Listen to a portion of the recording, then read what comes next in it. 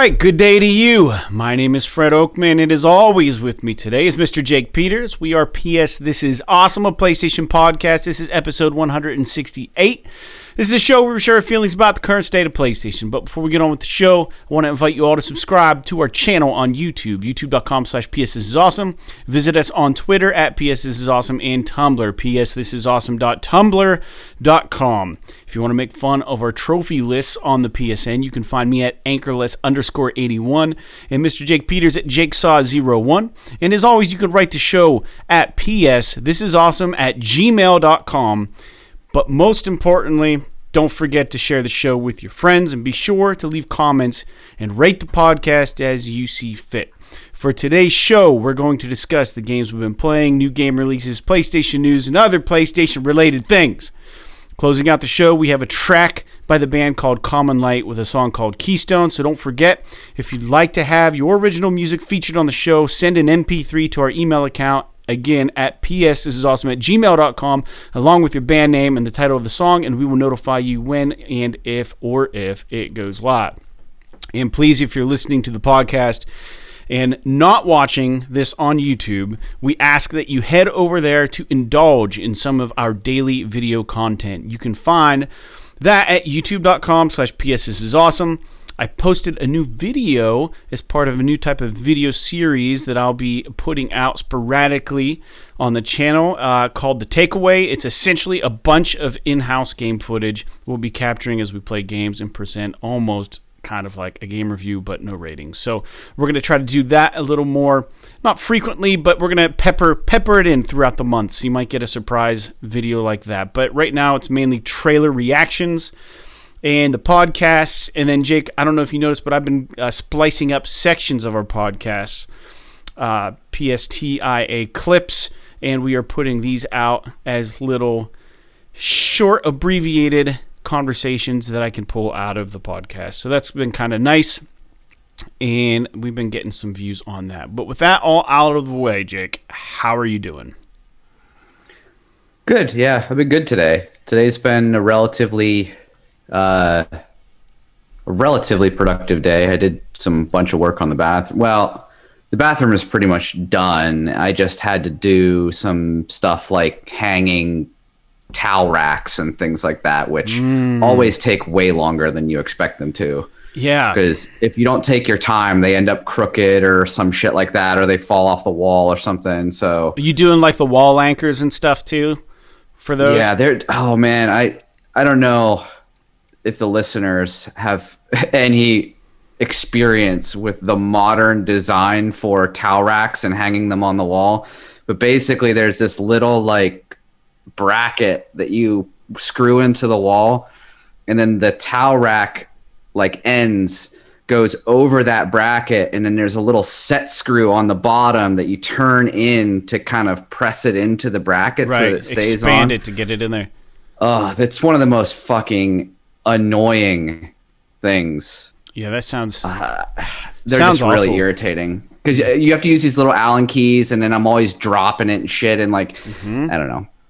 But other than, I mean, I got it all up and everything. So, but other than that, it's been good. I felt relatively productive today, and last weekend I didn't do jack shit, so it was nice to be able to get some stuff done today.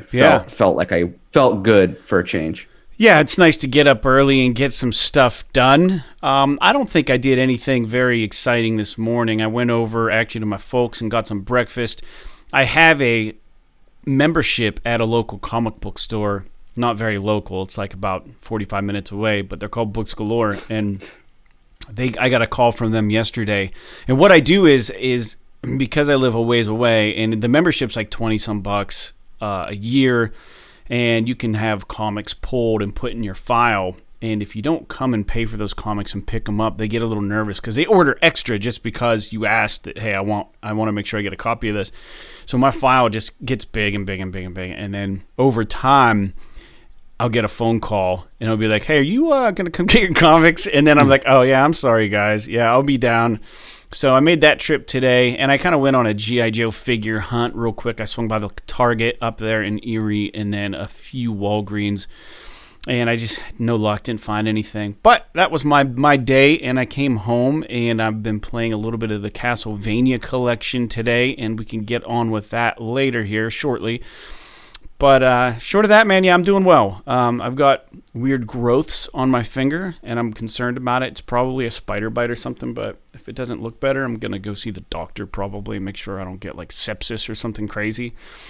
But, I don't think you can get sepsis from a mark on your finger. From infections, though, I think. I could be wrong. Infection could spread and turn into something, so you are right, though. So I'm going to go willingly throw my copay at my doctor and see if he can prescribe me something. If this looks like an infection, and to me it kind of does, it's starting.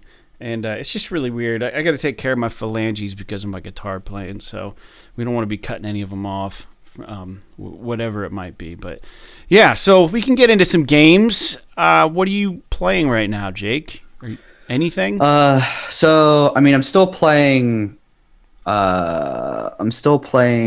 Immortals, but I've been I don't think I told you this. I've been capturing some footage. Oh, great. Playing it a little bit. Cool. So hopefully maybe I can do one of those takeaway videos about Immortals just because I like the game so much. I mean, yeah. I'd love to be able to, say something about it, even if it's just a brief little thing. Yeah. And then I sat down, actually right before we recorded this podcast, I wanted to sit down real quick and play one or two matches of Destruction All-Stars. Yeah. Just against the AI, just to kind of see what it was all about. It's about. So I thought maybe we could talk about it a little bit. But other than that, I haven't really had a chance to play a whole lot. So I think I'm getting towards the end of Immortals. So probably at some point here soon, I'm going to end up diving into one of the other games in my backlog, like Miles Morales would be a good one, or Metro Exodus or something like that. But I want to keep an eye on what's coming out because I want to make sure that I'm trying to, I want to, like I said last podcast, I want to try and stay a little bit more relevant this year. Last year, I played very few new games when they came out. So this year, I'd like to try and that's a kind of my New Year's gaming resolution, I guess, is to try and play a little bit more in terms of like the modern or like the current newsworthy games, I guess, even if I'm just like dipping a toe in just so I have something to talk about. Yeah. That'd be good for the show. And I think I've been trying to make that commitment as well. So one of the games, anything else? You play anything else? Is that pretty much it right now? No, that's pretty much it. It's been really hard. Like I've been averaging, with the exception of Saturday and Sunday, like Monday through Friday, I play probably, like this is going to sound stupid to the listeners, but like I play maybe 45 minutes every day. Yeah. Whenever I mean, I don't have hardly any time. I play a little bit before work and then I don't have much more time than that. So it's like 5 hours a week. That's not terrible. Well, and then on the weekends I play for usually, 2 or 3 hours a day. Yeah. But during the week it's just hard with work and stuff. No, I get it. Yeah. So I did, after I beat Cyber Shadow, we got Control Ultimate Edition on the PS5. I've got a bit to say about that. So I've been playing that. I probably have around 6 or 7 hours into that game. I have played Destruction All-Stars. I'm like level 19 on it. And then I just bought the Castlevania Collection for $5, which is on sale. Usually it's $20. It's on sale for $5 right now, $4.99 on the PSN. I think playing Cyber Shadow kind of whet my appetite for those kind of games. And I saw this for sale, and I was like, "Yeah, I think I'm going to try this," because I had such a blast with Cyber Shadow. But I'll tell you this about the Castlevania games: Castlevania 1 is so hard. So luckily, there's an option to like have like a save state in the game. But I have gotten through it relatively pretty well. But I'm at the Grim Reaper boss fight, and I don't know if you even remember what that fight's like, but. I can't remember if I got to what level is the Grim Reaper on? Do you remember? No, I don't know. It's like 5 or 6. I know I got to. It's after Frankenstein. It's after you beat Frankenstein, and I didn't get there. Okay. I think I've just watched like speed runs of it and seen people.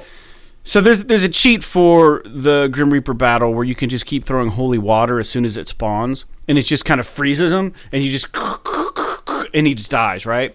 Well, my save state, first of all, it's really hard to get to him without taking any damage. I got hit once on my way to him, saved it just before the boss battle. Now, I could die and go back to the beginning of the next spawn point and try to get there again, but the weapon I had initially was the clock, which will stop time, and I'm thinking, oh man, this is going to be a breeze.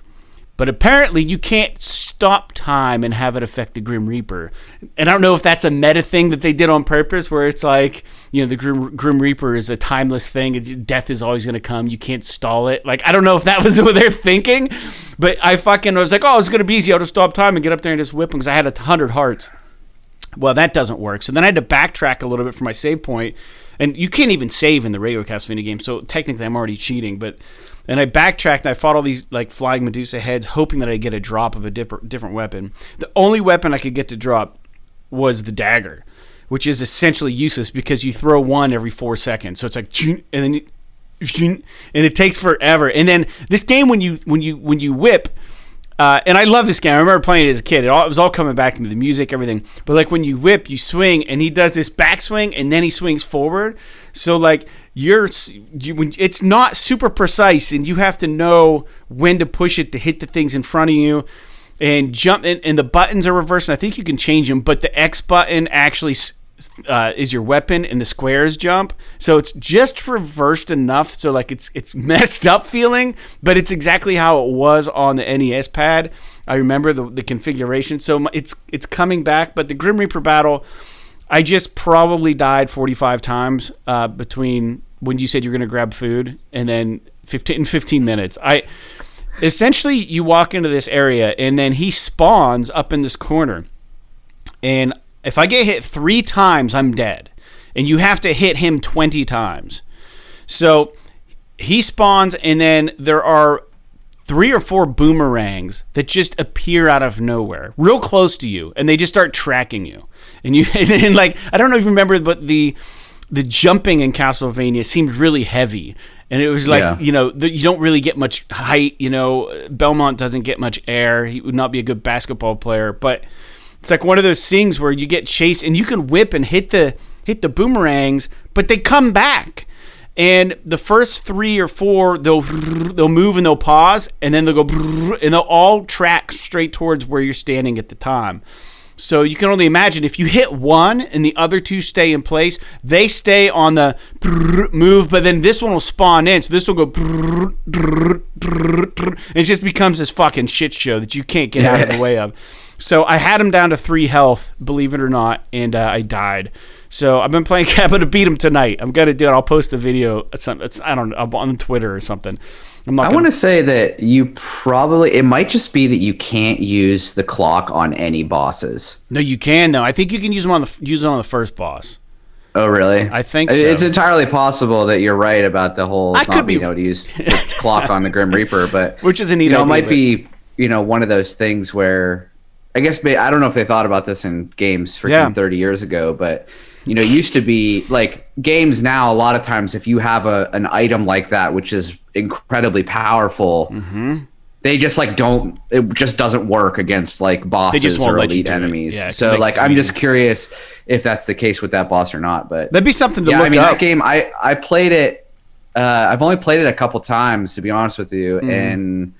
The last time I played it, I remember I'm like, the fucking music is awesome. The game is awesome. Just it's fun to play, but it is punishing. Yeah, and it's a very tough game. I just don't have the patience to be able to try and master it. I mean, the game. If you're good at the game, you can beat it in literally like 30 minutes. It's a short game. Yeah, but like I just am not good enough. Especially like the mummy boss battle where there's 2 of them and you start in the middle of them and they just come in on you. Yeah, I'm trying to remember like when I played it where I got to, but it was like I think I got through the first 3 levels or something like that, or first 2 levels anyway, and then like the final boss in that game is fucking ridiculous. I'm thinking of I'm thinking of the final boss in Ninja Gaiden, which is insane because there's like 3 iterations of him. But like, that Castlevania is awesome. It's a great game. Does that has Symphony of the Night too, right? I don't know what it has. It has Castlevania 1, 2, and 3. It has the Game Boy Castlevania game. I think it's called like Dark Curse or something. And then it has the Game Boy Castlevania Part 2. And then it has the game that's like Kid Dracula, which was only released in another country or something. In Japan, yeah. Okay, so there was another Castlevania collection that came out called like Rondo of Blood or something like that. Yeah, I don't know. Or it was called something that included like Castlevania, Symphony of the Night, and Rondo of Blood, I think. Yeah. So there's two like little collections. I think the one you have is like the OG Castlevania games. Yeah, it's the NES like, versions. Yeah, and plus some Boy. like GB, like the Game Boy stuff. Yeah. $5. $5 That's cool, man. On the PSN. I will say one of the best Castlevania games is on there, and it's Castlevania Dracula's Curse. I think it's Castlevania 3. That game is fantastic. You can actually switch characters and stuff, and it's awesome.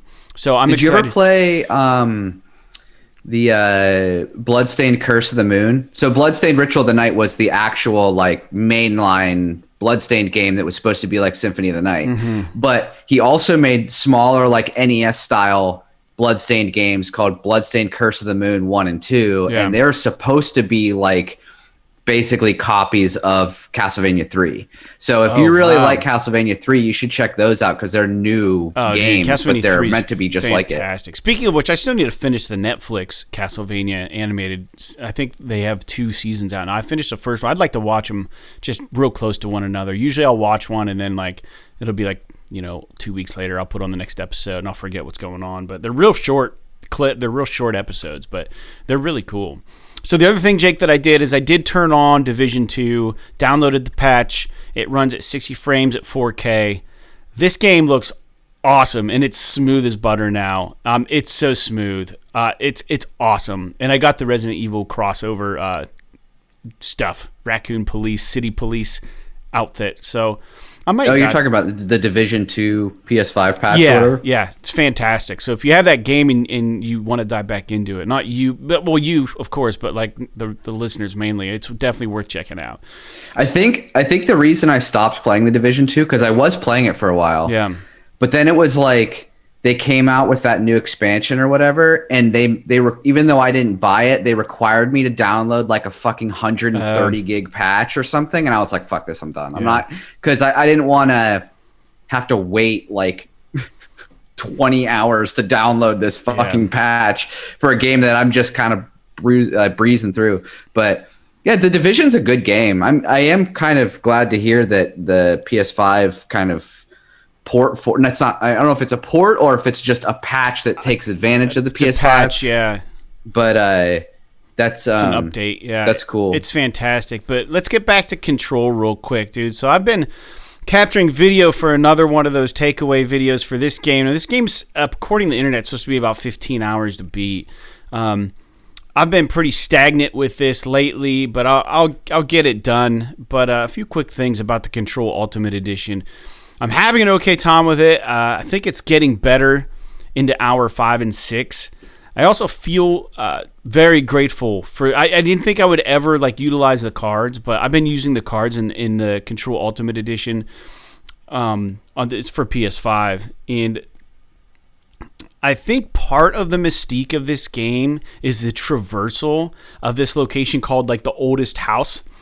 But I find it really confusing to navigate this game, and I think it's part of the design because a little bit about Control without spoiling anything. This is a game that was very highly talked about. It didn't work very well on the PS4 last gen consoles.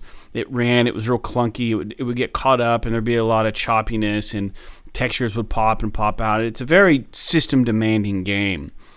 But you're just this woman, and you kind of waltz into this place, and it's called the Division of Control. They kind of seem like they're some sort of hidden like FBI bureau or something, and they kind of dabble in the paranormal and stuff. And essentially, the backstory is that you have a brother that was taken or something, and you're trying to locate him. Well, things just kind of get weird when you get there, and apparently, like because it's kind of like Twilight Zone stuff, like it exists on another plane almost, and like you can only find the division of control if you're supposed to find it.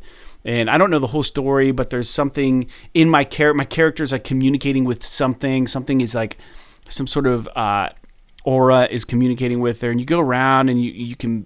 Anyways, it's weird. So this building isn't really a physical building per se, but it is. But it exists in this different stratosphere, but you can still access it if you're supposed to.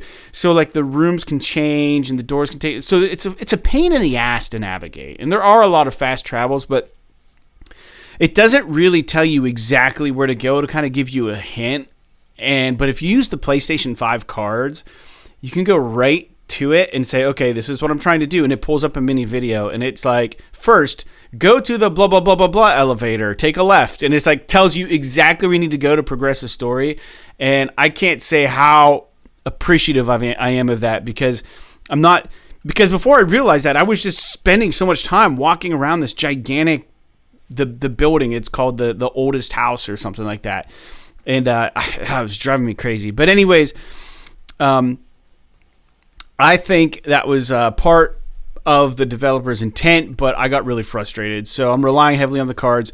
Performance mode is fantastic and it runs like butter. It's awesome, but for whatever reason, Jake, the fidelity mode seems really, really choppy, and I know there's going to be a difference, but it feels like there's some crazy bad input lag with the it's processing so much shit, and this game wasn't made to run on a PS5. I think that's just the PS5 version. They kind of unlocked some frame rate stuff and performance. But dude, I think it's like, it's not like Miles Morales at 60 frames versus 30 frames fidelity. This, when you go to 30 frames fidelity in this, it's, to me, it feels unplayable. Like, did you ever play Miles Morales in performance mode? Or are you just assuming? Okay, yeah, so you did play. So you did see the difference. Yes, this feels like it's running. It's not, because I saw the Digital Foundry video. So don't write in and say, "Well, you're not right about this." I'm saying the feel of it. Something about the feeling of playing this in fidelity mode. It just feels like it's running at like 20. Or something. Like, it just looks so chopped up, and like, it's like, man, like, that's great that you can get ray tracing and the game looks great, but I would never switch it to this game to fidelity, because unless you're taking like a photo or something, but at that point, like, what's the point if you're not even playing it in that mode? But it could still be me maybe trying to adjust to the change, but I've switched between them, and it's, in this game, it is 100% night and day. It's almost like a year difference instead of just like, oh yeah, night and day. Like, it's like, it just feels almost unplayable. In my personal opinion, it looks fantastic. Don't get me wrong, but it just So 60 frames is the way to play. I've been playing on that. Feels good. There's a little bit of use of the adaptive triggers, the haptics, all that kind of stuff. So I'm enjoying it. I just hope that this isn't a sign of what's to come for next gen. Like, if we're always going to be just given these options, like, well, it's going to feel like shit, but it'll look amazing, or it's going to run really well. Now my TV doesn't have variable refresh rate yet. They didn't release the patch yet for it or whatever. That may help with that kind of thing. But the thing of it is like, I would like to think that, like, in the next couple years, like, they're going to be able to figure out how to do ray tracing and have it higher than 30 frames a second. I just hope. I'm sure they'll sort it out. I mean, I don't know if they're ever going to release a new game on the console that's got, all the bells and whistles graphically that is greater than 30 frames. I mean, it's just, it's a lot. I mean, it's a lot of processing. Yeah. And the like PCs that do this are way more powerful than the PS5. Mm-hmm. So it's a pretty big deal that they're even doing it at all. So I think that you'll see 30 frames that run smoother than what you're talking about. So it might be like a locked 30 frames and like maybe less jitter and stuff like that. But the other thing too is that, like, the thing that sucks about this generation that a lot of people don't know about is that a lot of the way that you're you experience these games is how your TV's set up. If Yeah. you've got one of these fancy 4K HDR TVs and you don't have the TV set up properly, it's going to feel like shit when you play. Yeah. So that's another thing that's going to be an issue because nobody talks about that. I haven't seen anybody talk about how to set up your television to make it to run work right. properly with the PS5. Yeah. And I get that it's going to be a little bit different from, your Sony TV to my Samsung TV to somebody's LG OLED or whatever. But it's a good reminder. I don't know, so if you got a PS5 or even a PS4 Pro, but mostly a PS5, and you got a new 4K HDR TV that you want to basically, you got it because you want to play like the coolest graphics on your PS5, make sure you learn how to set it up properly with the console. Well put. So you've been doing Destruction All-Stars a little bit. I played it. I'll say a little bit about it, Jake, and then I want to hear what you think about it. I think the game's a lot of fun. One of our listeners, LJ, hopped on with me last night. We put some time into the game. There were some obvious party glitches where despite being in the same party, we'd all find ourselves in different matches. Also, this game notably needs Team Mayhem as a option to play. Mayhem doesn't have it? No, it just has Mayhem, which is just single player death. It's like deathmatch. Yeah, so there's no team deathmatch. So you can't have a party and play Mayhem with the person that you want to play with. You're limited to the two different modes. I think one's like the bank one, and then the other one is Carnado. Yeah. And I've played them all. I think Carnado is kind of fun once you figure out what the hell's going on. But there's no Team Mayhem, and that doesn't make a whole lot of sense. I do appreciate that there's 16 characters. It's a nice touch. I like that. Like I had hoped, the matches aren't too long and they feel about the right amount of time for a match. Average about a 10-minute match. I've been enjoying my time with it. It just got patched also to not automatically throw you into party chat with all the other players, which I was thankful for. Dude, some of the matches I found myself participating in before this patch were really offensive, man. And I'm like an old punk rocker, but like, dude, you would just get in while they're matchmaking and stuff. And like, I got in. It's just a shame because like people were like talking about their genitals and like talking about doing sex acts with people's moms and stuff. And I was just like, this isn't why I fucking play video games. I was gonna say, what is this? The fucking OG Xbox Live days where it's like, it was just like, I'm just too old for that bullshit. Like, I get that someone thinks it's funny, but like when people are pretending, or maybe they're really having orgasms on the chat, like it's like, okay, I need to find out how to fucking shut this guy up. And the problem with this game is that you can't go into the game menu and turn off the chat. What I found out was it's in a card. So you put the thing, and then there's a card for the voice chat, and then you can turn it off there. So it's just weird. There's one of the things that I noticed about, like the first thing I noticed, and I know you wouldn't have noticed this because you play default controls, but the first thing I noticed is when you start the game for the first time, it drops you into the fucking tutorial immediately. Yeah. Which is great. I kind of like when games do that. You're like, okay, drops me right in. Before it even gives me the main menu and options for the types of game modes and stuff, it's like, let me just show you what the fuck's going on first. Yeah. And then you can start playing the game. Great. I love that, especially on games like this where there might be a smidge of a learning curve. Yeah. I mean, this game's pretty easy. There isn't really a learning curve. There's a lot of strategy, though. I didn't know what to expect. So I was like, okay, it's cool that they're dropping me in here. Yeah. But drops me into the tutorial.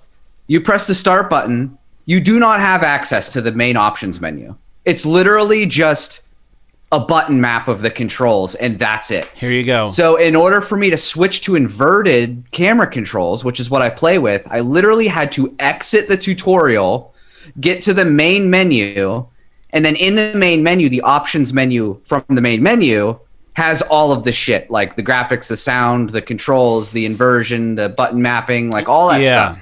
Why can I not fucking access that when I'm in a match? Because let's say I accidentally mapped my controls wrong or something. Right. Now, maybe when you're in a regular match, it'll let you do it, and maybe it's just the tutorials that it won't let you do it. Yeah, I don't know. I can't speak to that. I didn't try. It seems like a really bizarre design. Like, why would you do it this way unless you just weren't thinking? Yeah, there's a lot of little things. It almost feels like it was rushed a little bit. But I will say, the game looks great. Yeah. It feels great when you play it. Yeah, the cars feel great. I like all the characters. Yeah. The characters are really interesting. Yeah, they are. I'm still really confused as to like what I'm supposed to do with like this. I feel like I'm just wasting the specials when I'm using them. Yeah. But like it's kind of like what we were talking about last week where I said like I think it's going to be good, Yeah. but I don't know if it's going to catch on. That's pretty much exactly what it is. Like I think that it's a great game and I think it could be really fun to play. But I'm curious how well it's going to take off. Like if we don't see a really good player base in the next couple of weeks, like I don't know. It might just die off. Yeah, which is unfortunate because I think it's a lot of fun. It gets my adrenaline pumping. Like what I like usually on the Mayhem when I play it, I can get to. Usually I'm not even bragging. Usually I'm in first place in the first 2 minutes, and then like. I'll get wrecked, and then I'm out of my car, and then I'm literally scrambling. And your character can just jump high enough to get on those fucking platforms unless you're, like, doing wall running and stuff.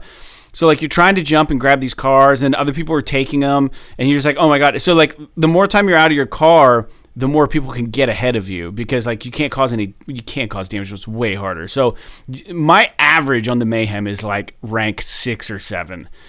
Final. I think there's 16 people, so it's a little better than 50%. But I really enjoy the Mayhem levels, and I want to get really good with one character and just.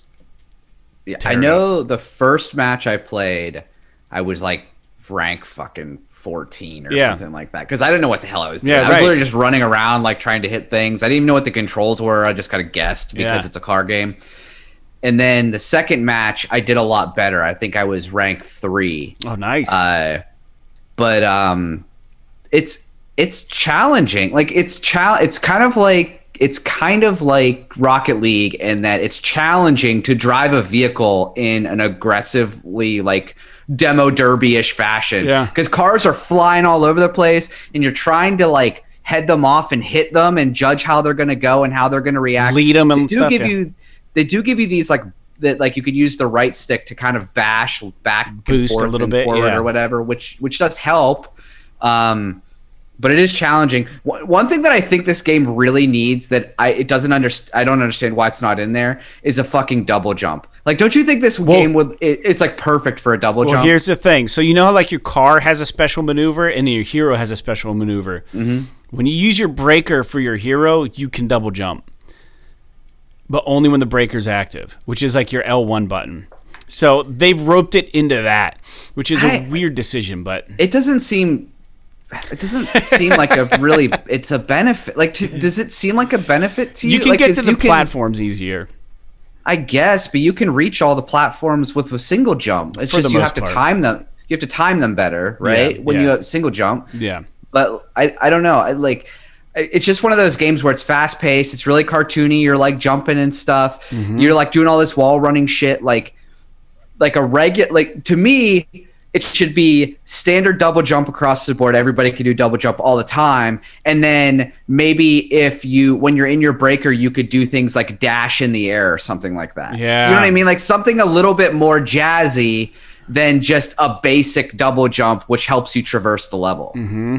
Now, maybe obviously these games, one of the hardest part about making these games equalizing is everything. Balancing them, balancing all the systems and making sure that giving a character the ability to do something doesn't severely break, things one way or the other.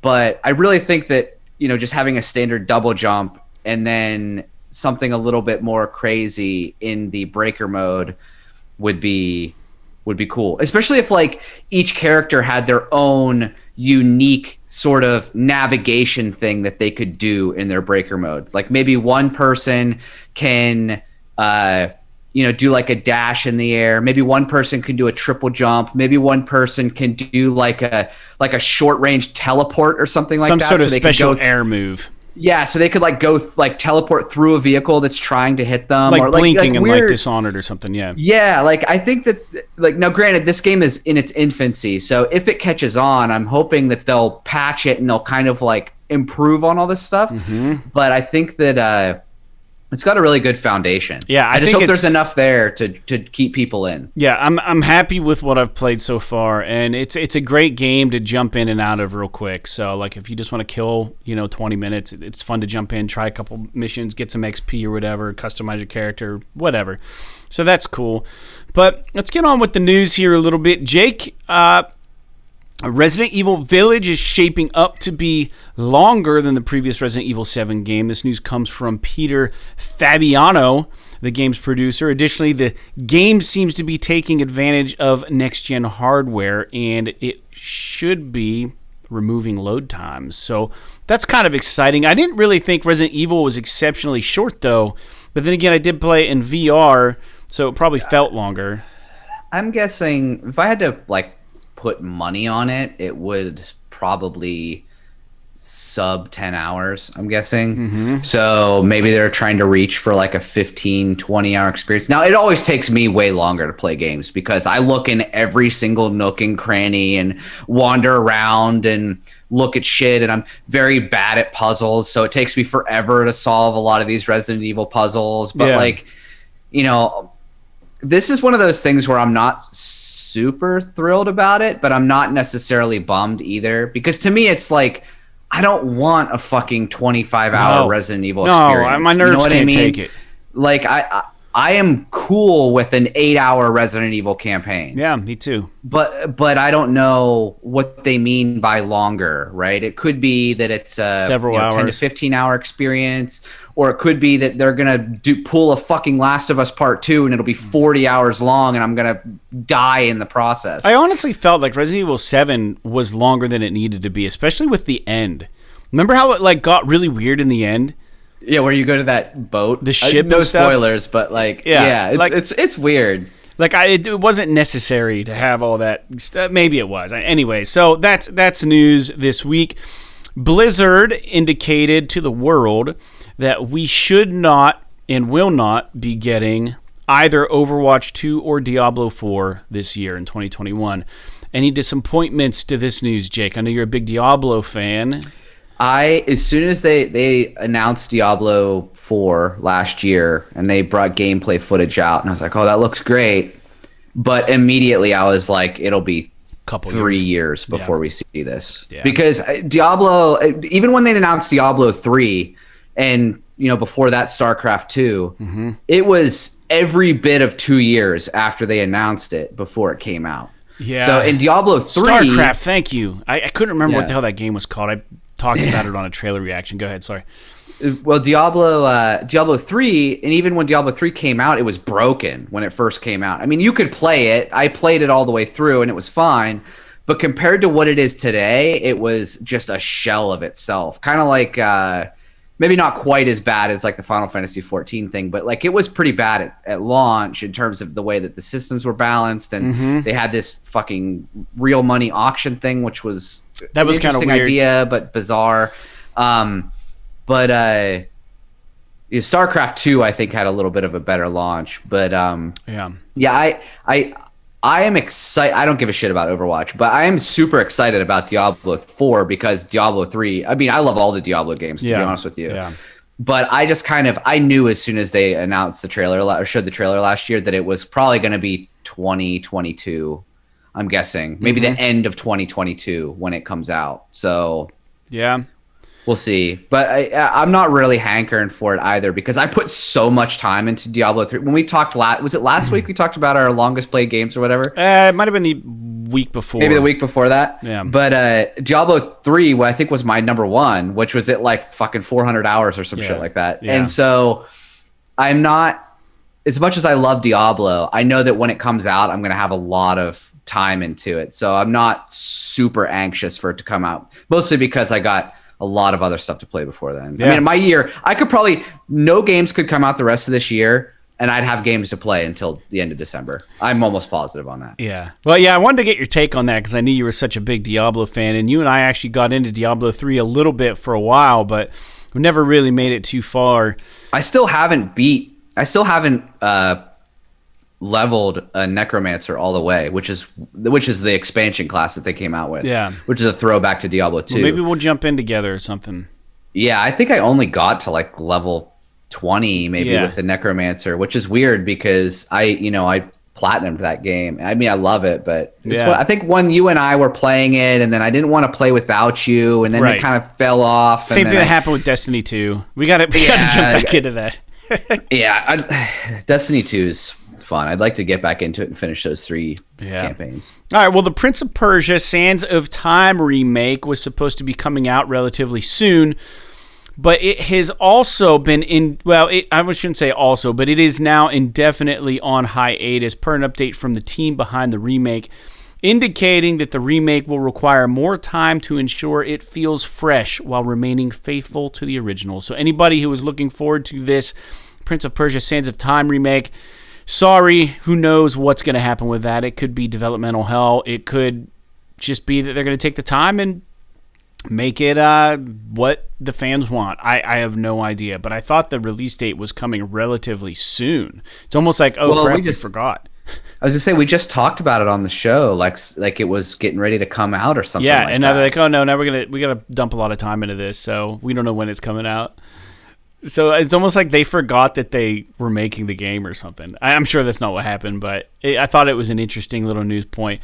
So God of War, talking about patches to make things look prettier. God of War got its promised PS5 update recently, and it's running at 4K 60 frames per second now, which is amazing. This is a game I actually want to go back and play again. I think with the HDR, 4K 60 frames, especially before the new God of War comes out, I think I got to jump back into this world and try to play this game again. Jake, is that something you'd be willing to do or interested in? It was long. I've thought about it. I would like to maybe jump back in and play a little bit. I don't know that I would play it all the way through to the end, because as much as I loved God of War, when I was done with it, it was one of those games where I was just like, okay, I'm done with it. It was a little long. Like, I didn't go back and fight all the Valkyries and try to platinum it or anything like that, or do New Game Plus or whatever. Mm-hmm.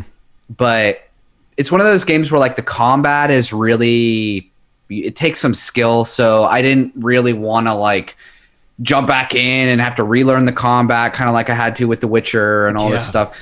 I am interested in downloading it just to see how it looks and plays with the new update, because it was a gorgeous game on PS4 regular. But yeah, I don't know.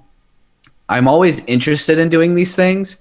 It's just one of those things where it's like, am I gonna fuck with this because I have so much other stuff going on? Gameplay wise, I've got so much other shit to play. Yeah, so the listeners can check that out if they want to.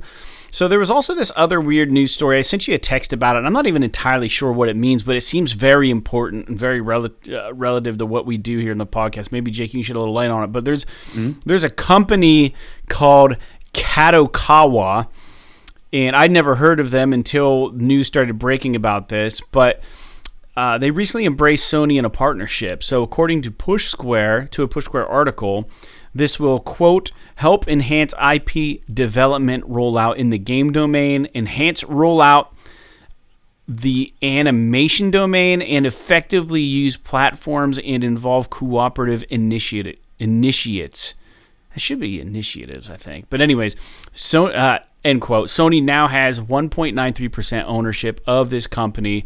It's also noted that Kadokawa does control From Software, while the majority of its business is focused on manga, films, and magazines. So this is some sort of weird agreement. Now, I don't know what it means.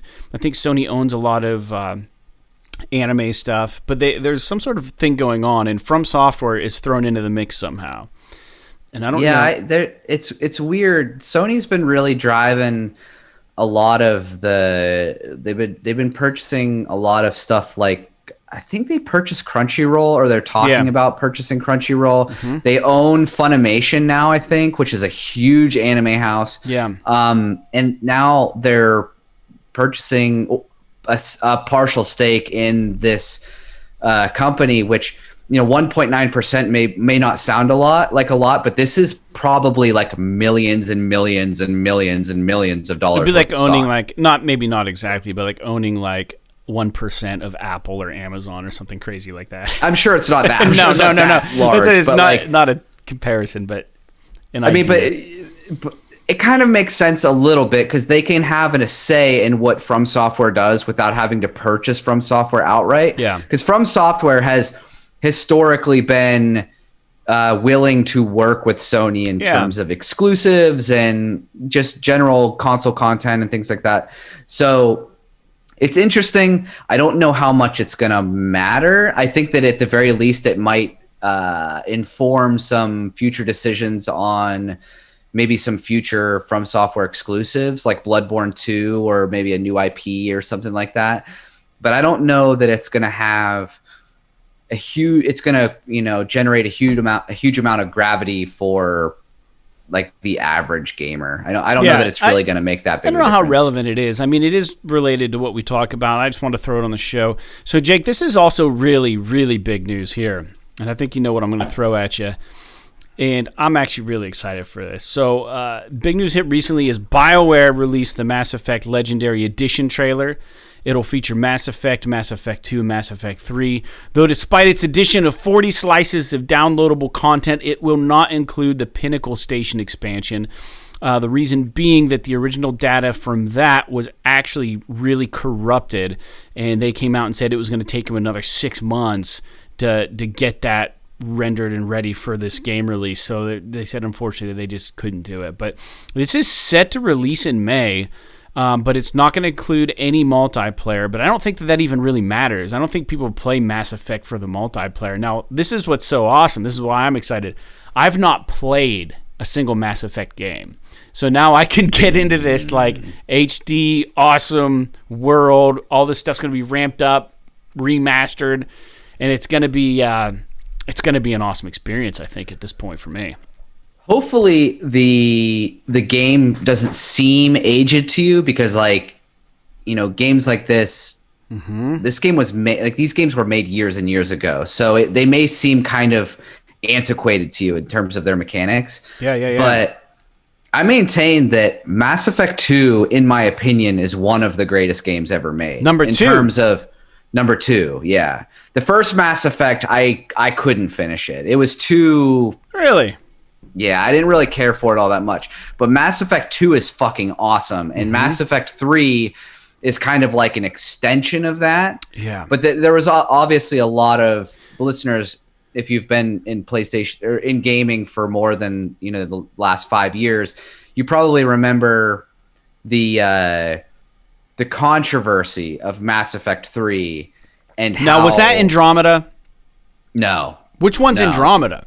Andromeda was the fourth Mass Effect game, but is not a sequel to Mass Effect 3. Okay, so it's not even relevant thing. And it's a pile of shit, so don't even worth... I mean, I played it for probably 15, 20 hours, and I pretty much hated it. I wasn't sure where it fell into the mix, so thanks for the clarification. Yeah, but Mass Effect 2... It's one of those things where you could play Mass Effect 1...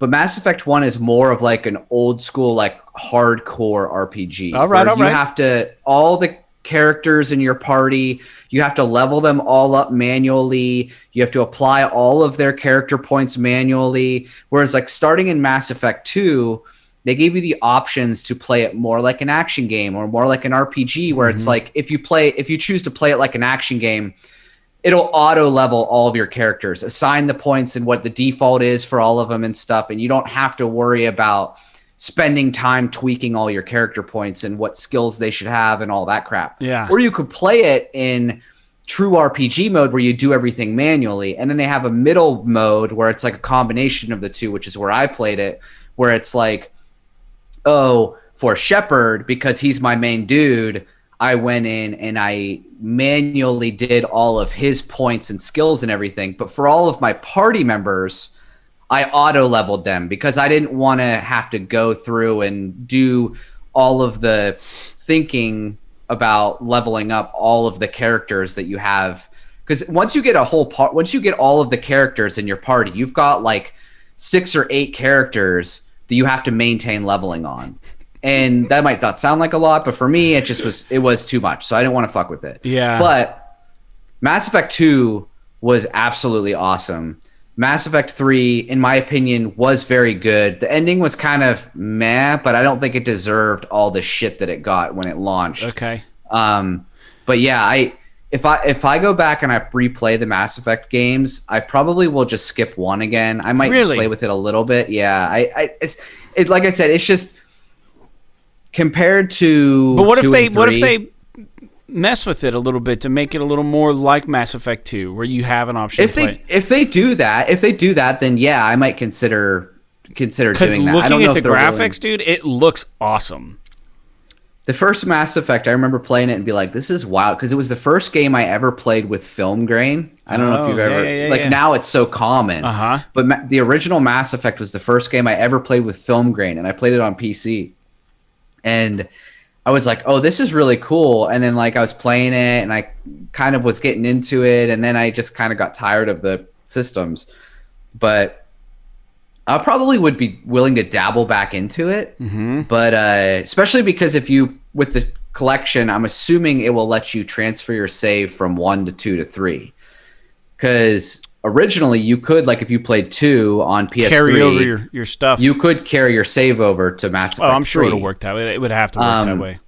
So it would be interesting to be able to do that. Now, when I played them, I just said, fuck it, give me a default save, and I'll just kind of continue on. Yeah. But that might be why I wasn't so pissed off at the end of Mass Effect 3, because I didn't have this freaking 150-hour long story arc that I had been building up, and just to have it not mean anything at the end of Mass Effect 3. Well, that's the thing, too. People tend to be more opinionated about the stuff they're attached to. So I think the fact that 3 had such a wild reaction just means how beloved the series is. It's a good game. 3... People, like, at the time, if you were to Google Mass Effect 3, it would be all negative press. Yeah. But I maintain that Mass Effect 3 is a really good game. Yeah. You better watch out. People on YouTube are going to give you shit for saying that. I know. Mass Effect 2 is better. The story is better. The game is better, I think. The characters are better, all that. But Mass Effect 3 is still a really good game. So I am excited for it. Whether or not I'll play it is a different story entirely, but I am excited for it. Cool. Very cool. Well, thanks for your expertise on that. And the deals section, Jake, that I've been impatiently waiting for on the PS Store are now finally there. There's a tab for deals. It's there on the PS5 store. Can you find it? Yeah, it's there. It's just there. It's like one of the ones you can thumb over to. It's awesome. Now, I did see. I don't know if you have any news about this, but I did see that there's like some kind of a critics sale going on right now. Critics Awards. I had a lot of those games, and then there's like the retro sale too, right? Which is where I got the Castlevania one from. But I think there was a couple of things on there that I was interested in getting, but I don't remember what it was. Like I think right now they have a bundle that's like Man of Medan and Little Hope. For like fucking $15 or $20. Yeah, I don't remember what it is. But. Oh man, I'm so stuck on Man of Medan. That game, I just keep talking to people about it. Like there's this lady. I know you were saying that I should play it. That's why I brought it up. Because I saw it on there, and I was like, get it, and we'll play it double. We'll double up on it, and then I won't tell you what's going on, dude. I'm telling you, it's so underrated. It's so good. And there's this lady I work with whose husband's a PlayStation gamer, Xbox gamer. And she talks to me. I'm actually her boss, and then she talks to me once in a while about, what are you playing, so I can tell Michael what you've been playing lately, and I'll tell her. And then I was like, "You like horror stuff, right?" And she's like, "Yeah, I love horror movies." She goes, "I'm a member of that." There's a horror movie subscription service like Netflix, but I can't remember what the hell it's called. Ah man, I wish I knew what it was called. But anyways. She's a subscriber of that, and she watches horror movies all the time. If you're not into video games, and Michael's been asking you to like play games with him, you guys need to get Man of Medan and jointly play this game together and make decisions together, because Michael doesn't like scary stuff. Michelle loves scary stuff. So like I could just feel the tension between them two trying to make split-second decisions in this game, and just don't do that. It'd be so fun for them.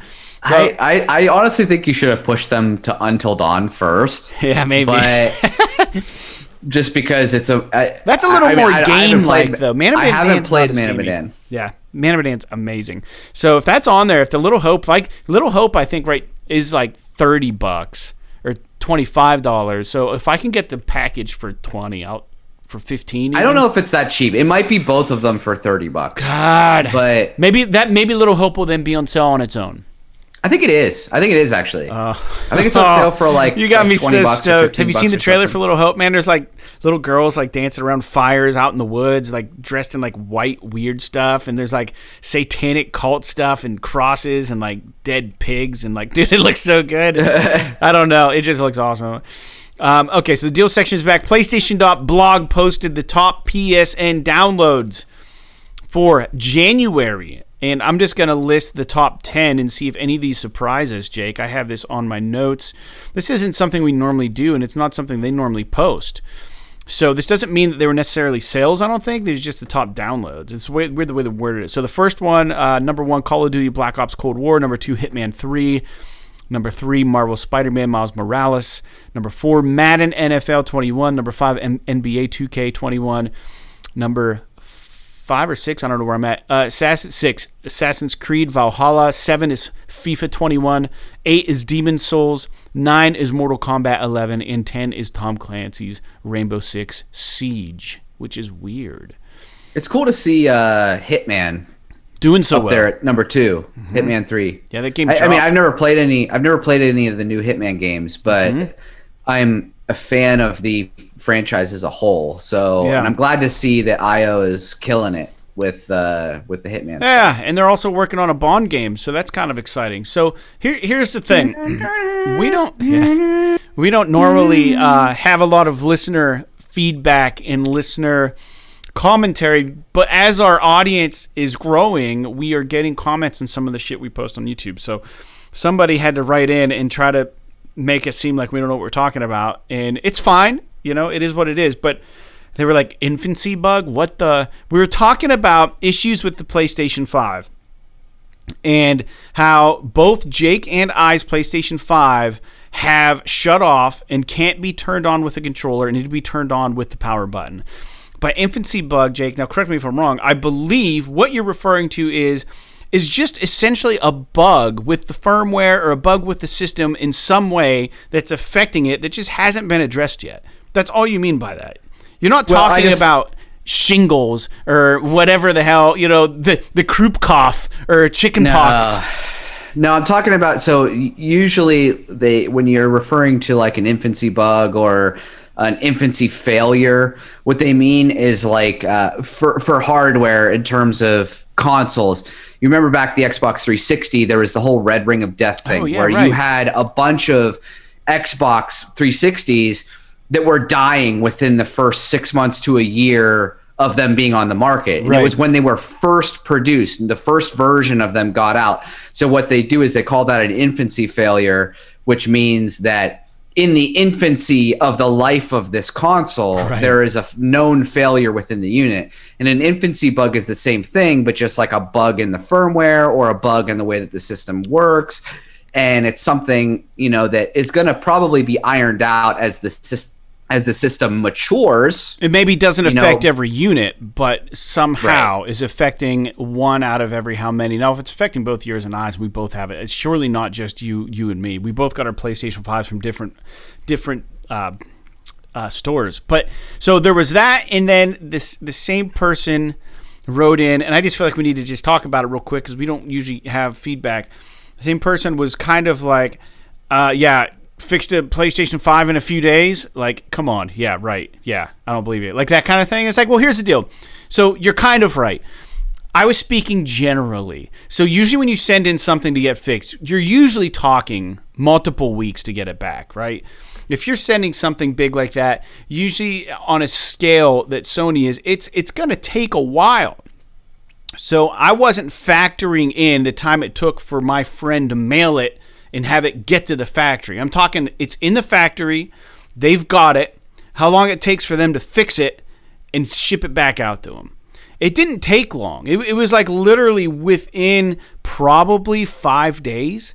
So, yeah, he had to wait for a box. That takes time. Then he had to ship it, and that takes time. So he didn't have his PS5 for like a week, maybe longer, probably longer than that. You know what I mean? Like he probably didn't have it for longer than that. But the turnaround, once they had the system, was very short. Like they got it fixed and back to him really fast. So I just wanted to be clear with that for the listeners.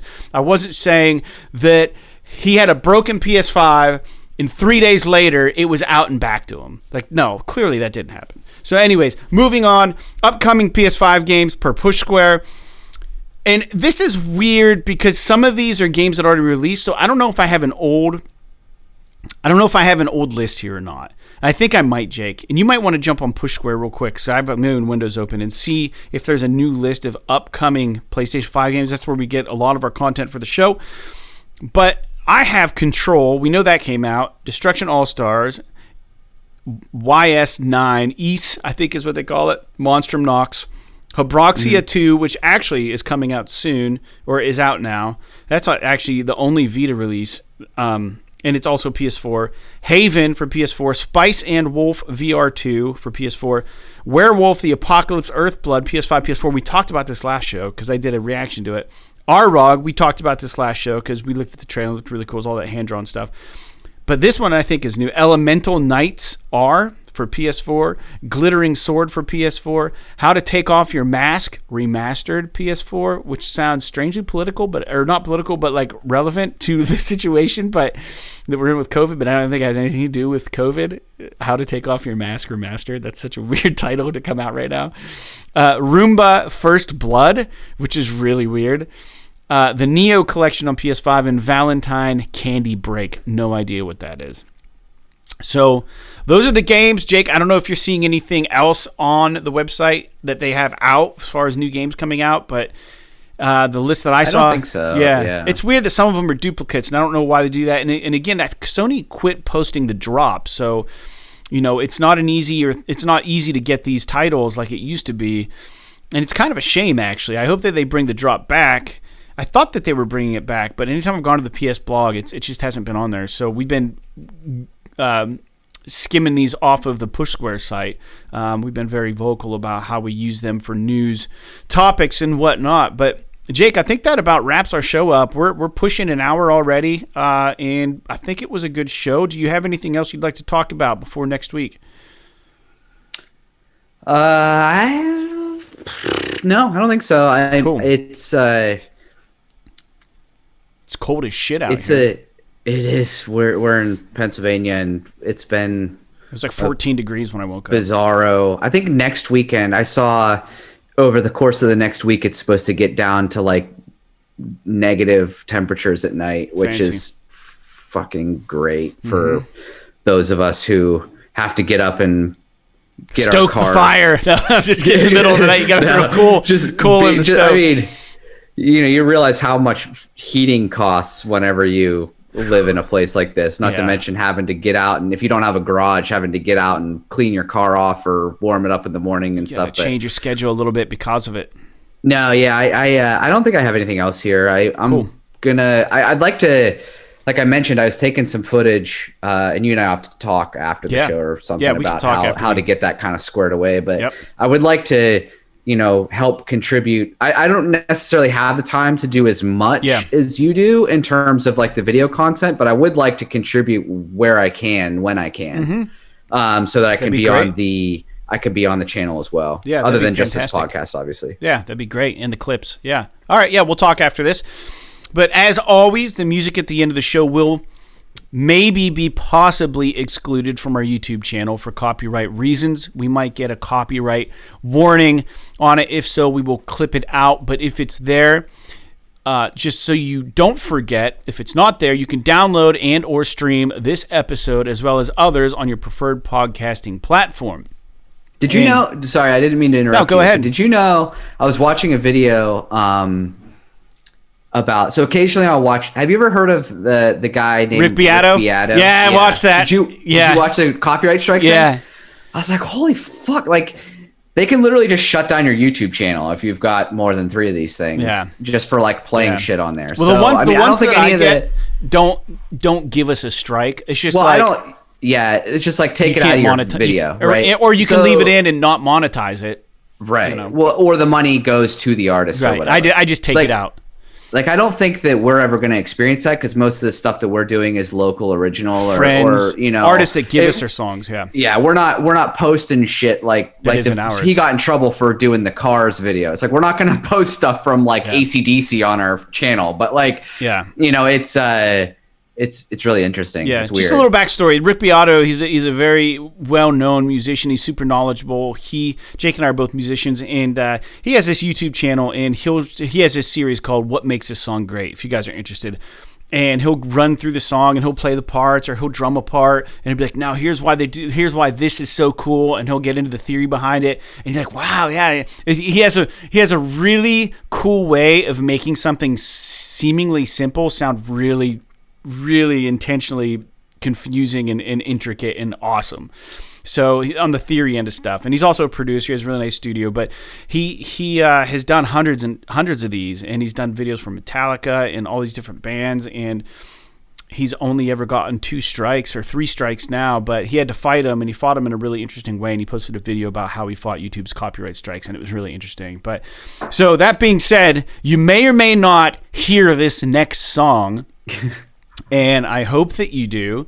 But so the final song for the show, the closing song, like I said, is by a band called Common Light, and you can find them at commonlight814.bandcamp.com. The song is called Keystone, and I hope you guys enjoy it. And don't forget to write us, psthisisawesome@gmail.com. So like Earthworm Jim, Evolve, and everybody's golf. P.S. This is awesome. Awesome. Do you ever yearn? Yearn? Do I yearn?